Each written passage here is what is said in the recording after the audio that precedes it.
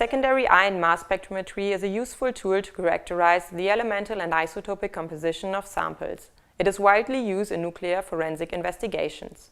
The samples can be measured without extensive chemical preparation, and it is a non-destructive analysis method. Let's think about the reactor accident at Chernobyl. It still concerns science to this day. The reactor explosion and subsequent fire releases fuel particles into the environment. These particles are also described as hot particles. The investigation of these hot particles helped to trace back the cause of the accident. In nuclear safeguarding, to prevent proliferation, these particles are still of major interest. They also offer the opportunity to observe the long-term behavior of uranium fuel in the environment. This has enabled the weathering of the particles to be understood. Now let's step into the control area of a radiological institute and see what laboratory work a nuclear scientist does to prepare a single micrometer-sized particle from a bulk sample before the particle can be measured with SIMS to assign it to a reactor type. This may sound like looking for the needle in a haystack, but it is possible to find and separate the small particles if you take advantage of their special characteristics such as density and radioactivity. The hot particles are present in the soil in the area around the reactor. After sampling the soil, it must be dried so that it is easy to sieve. By sieving with different mesh sizes, the soil components are initially separated based on grain size. The hot particles are expected in the fraction from 1 to 100 micrometer grain size. A small window Geiger counter is used to check whether the hot particles are actually present on the fraction or not. The next separation step is heavy liquid flotation. It is an easy and fast method of separating solids with different densities.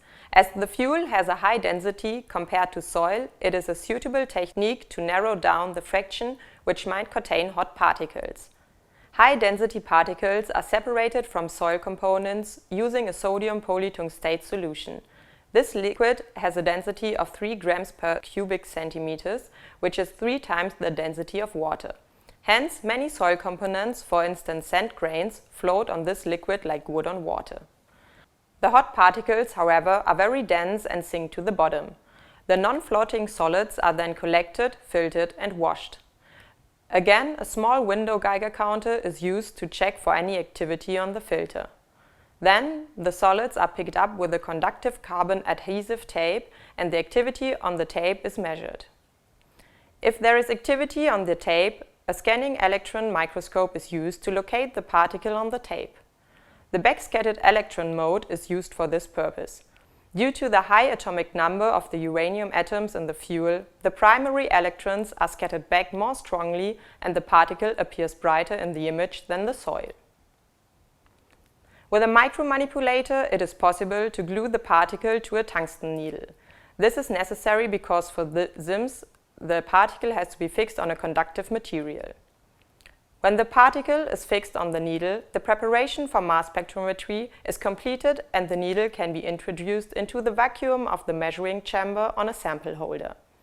After the particle is moved into the focus of the primary ion beam, the measurement starts. The surface of the sample is scanned with a spot size of 1 micrometer and a mass spectrum is recorded for each pixel. This results in impressive spatially resolved ion images of the particle surface for different elements. Let's take a look at some examples. In the upper left corner, the total ion count of the particle surface is depicted. In the middle and top right corner, the distribution of aluminum and potassium of the particle surface is shown, while at the bottom the distribution of uranium on the left side and uranium oxide on the right side can be seen. From these results, isotope ratios of the particle are calculated, for instance of uranium. By comparing these isotope ratios with literature data of sample with known origin, as shown here, the sample can be assigned to a specific type of reactor. Since the primary ion beam only removes the topmost atomic layers, SIMS is classified as a non-destructive technique. The particle is still available for further investigation and could, for example, be processed further afterwards, for example by chemical leaching. As shown, SIMS is a very useful technique for imaging the elemental composition of single micrometer-sized particles and can be used to determine the isotope ratio of uranium. However, SIMS is not suitable for determining the ratios of all isotopes. In the case of plutonium-238, isobaric interferences with a large excess of uranium-238 hinder the exact measurement by conventional SIMS. To examine this or similar ratios, other techniques are used, such as secondary neutral mass spectrometry.